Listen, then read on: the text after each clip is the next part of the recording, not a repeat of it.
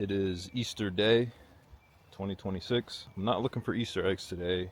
I'm actually looking for flowering plants, and specifically flowering plants that pop up in early spring before everything leaves out.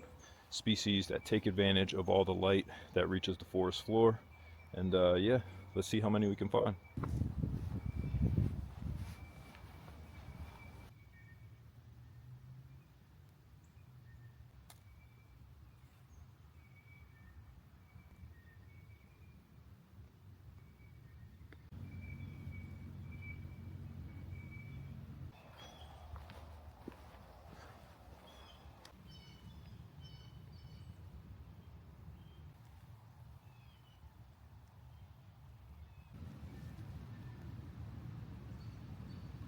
Not too shabby. Well done, Forrest.